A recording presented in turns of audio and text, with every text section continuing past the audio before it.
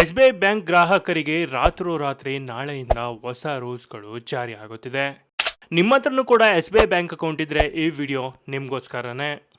ಹಾಗಾದರೆ ಎಸ್ಬಿಐನಲ್ಲಿ ಯಾವೆಲ್ಲ ರೂಲ್ಸ್ಗಳು ಬದಲಾವಣೆಗಳಾಗ್ತಿದೆ ಎಲ್ಲ ಸಂಪೂರ್ಣ ಮಾಹಿತಿಯನ್ನು ಈ ವಿಡಿಯೋದಲ್ಲಿ ನೋಡೋಣ. ಅದಕ್ಕೂ ಮುನ್ನ ನಿಮ್ಮ ಹತ್ರನೂ ಕೂಡ ಎಸ್ಬಿಐ ಬ್ಯಾಂಕ್ ಖಾತೆ ಇದ್ದರೆ ತಪ್ಪದೆ ಈ ವಿಡಿಯೋವನ್ನು ಲೈಕ್ ಮಾಡಿ ಕೊನೆವರೆಗೂ ವಿಡಿಯೋ ನೋಡಿ. ಇಡೀ ದೇಶದ ಅತಿದೊಡ್ಡ ಸಾರ್ವಜನಿಕ ವಲಯದ ಬ್ಯಾಂಕ್ ಆಗಿರುವ ಭಾರತೀಯ ಸ್ಟೇಟ್ ಬ್ಯಾಂಕ್ ದೇಶದ ತನ್ನೆಲ್ಲ ಗ್ರಾಹಕರಿಗೆ ಆಗಸ್ಟ್ 15ರ ನಂತರ ದೊಡ್ಡ ಶಾಕ್ ನೀಡಿದೆ. ಈ ಬ್ಯಾಂಕ್ನಲ್ಲಿ ಖಾತೆ ಹೊಂದಿರುವ ಪ್ರತಿಯೊಬ್ಬರು ಕೂಡ ತಪ್ಪದೆ ವಿಡಿಯೋವನ್ನು ಕೊನೆವರೆಗೂ ನೋಡಿ.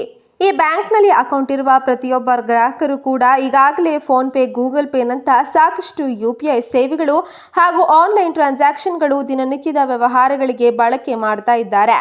ಈಗ ಇಡೀ ದೇಶ ತನ್ನೆಲ್ಲ ಗ್ರಾಹಕರಿಗೆ ಸ್ಟೇಟ್ ಬ್ಯಾಂಕ್ ಆಫ್ ಇಂಡಿಯಾ ಹೊಸ ನಿಯಮ ಜಾರಿಗೊಳಿಸುವ ಮೂಲಕ ಎಲ್ಲ ಗ್ರಾಹಕರಿಗೂ ಬಿಗ್ ಶಾಕ್ ನೀಡಿದೆ. ನೀವು ಕೂಡ ಈ ಬ್ಯಾಂಕ್ನಲ್ಲಿ ಅಕೌಂಟನ್ನು ಹೊಂದಿರುವ ಗ್ರಾಹಕರಾಗಿದ್ದರೆ ಅಥವಾ ನಿಮ್ಮ ಮನೆಯಲ್ಲಿ ಯಾರಾದರೂ ಕೂಡ SBIನಲ್ಲಿ ಬ್ಯಾಂಕ್ ಅಕೌಂಟ್ ಹೊಂದಿರುವ ಗ್ರಾಹಕರಾಗಿದ್ದರೆ ಈ ವಿಡಿಯೋವನ್ನು ಈಗಲೇ ಲೈಕ್ ಮಾಡಿ ಹಾಗೂ ಕೊನೆವರೆಗೂ ನೋಡಿ. ಆಗಸ್ಟ್ 15, 2025ರಿಂದ ಆನ್ಲೈನ್ IMPS ವರ್ಗಾವಣೆಯ ಮೇಲೆ ಶುಲ್ಕ ವಿಧಿಸಲಾಗುವುದು. ಇದು ಇಲ್ಲಿಯವರೆಗೆ ಸಂಪೂರ್ಣವಾಗಿ ಉಚಿತವಾಗಿತ್ತು. IMPS ಒಂದು ನೈಜ ಸಮಯದ ನಿಧಿ ವರ್ಗಾವಣೆ ಸೌಲಭ್ಯವಾಗಿದ್ದು, ಇದರ ಮೂಲಕ ನೀವು ವರ್ಷದ 24% ಮತ್ತು 355 ದಿನಗಳ ತಕ್ಷಣ ಹಣವನ್ನು ಪಡೆಯಬಹುದು.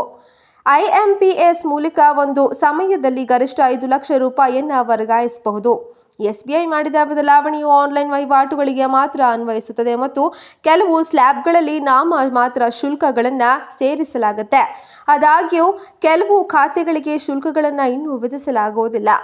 ಆನ್ಲೈನ್ IMPS ಮೇಲೆ ಹೊಸ ಶುಲ್ಕಗಳು. ನೀವು ಇಂಟರ್ನೆಟ್ ಬ್ಯಾಂಕಿಂಗ್, ಮೊಬೈಲ್ ಬ್ಯಾಂಕಿಂಗ್ ಅಥವಾ UPI ಮೂಲಕ IMPS ವರ್ಗಾವಣೆ ಮಾಡಿದರೆ ಈಗ ನೀವು ಕೂಡ ಶುಲ್ಕವನ್ನು ಪಾವತಿಸಬೇಕಾಗುತ್ತೆ. ಹೊಸ ನಿಯಮದ ಪ್ರಕಾರ 25,000 ರೂಪಾಯಿವರೆಗಿನ ವಹಿವಾಟುಗಳಿಗೆ ಯಾವುದೇ ಶುಲ್ಕವಿರೋದಿಲ್ಲ.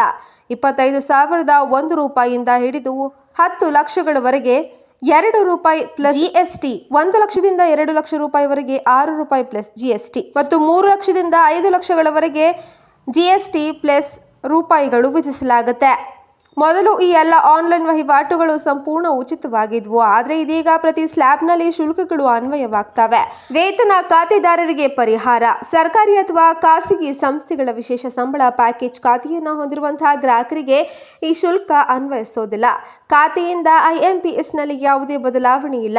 ಶಾಖೆಯಿಂದ IMPSಗೆ ವರ್ಗಾವಣೆ ಮೊತ್ತವನ್ನು ಅವಲಂಬಿಸಿ ಮೊದಲಿನಂತೆ ರೂಪಾಯಿಗಳಿಂದ ಹಿಡಿದು 20 ರೂಪಾಯಿ ಪ್ಲಸ್ GST ಶುಲ್ಕ ವಿಧಿಸಲಾಗುತ್ತೆ. ಇತರೆ ಬ್ಯಾಂಕುಗಳ ಸ್ಥಿತಿ: ಕೆನರಾ ಬ್ಯಾಂಕ್ 1,000 ರೂಪಾಯಿಗಳವರೆಗೆ ಯಾವುದೇ ಶುಲ್ಕವಿಲ್ಲ. ಅದಕ್ಕಿಂತ 3,000 ಮತ್ತು 20,000 ಪ್ಲಸ್ GST. PNB 1,000 ರೂಪಾಯಿವರೆಗೆ ಯಾವುದೇ ಶುಲ್ಕವಿಲ್ಲ. 1,001 ರೂಪಾಯಿಗಿಂತ ಹೆಚ್ಚು 5ರಿಂದ 10 ರೂಪಾಯಿ ಪ್ಲಸ್ GST ಇರುತ್ತೆ. ನೋಡೋದಲ್ಲ ಸ್ನೇಹಿತರೆ, SBI ಬ್ಯಾಂಕ್ ಖಾತೆಯಲ್ಲಿ ಯಾವೆಲ್ಲ ರೂಲ್ಸ್ಗಳು ಬದಲಾವಣೆಗಳಾಗಿದೆ ಅಂತ. ಈ ಬಗ್ಗೆ ನೀವೇನು ಹೇಳ್ತೀರಾ? ನಿಮ್ಮ ಅನಿಸಿಕೆ ಅಭಿಪ್ರಾಯಗಳನ್ನು ನಮಗೆ ಕಮೆಂಟ್ ಮೂಲಕ ತಿಳಿಸಿ. ಹಾಗೆ ಈ ವಿಡಿಯೋವನ್ನು ಪ್ರತಿಯೊಬ್ಬರಿಗೂ ಶೇರ್ ಮಾಡಿ, ಅವ್ರಿಗೂ ಕೂಡ ಈ ಮಾಹಿತಿ ತಲುಪಲಿ. ಇಲ್ಲಿವರೆಗೂ ವಿಡಿಯೋ ನೋಡಿದ್ದಕ್ಕೆ ಧನ್ಯವಾದಗಳು.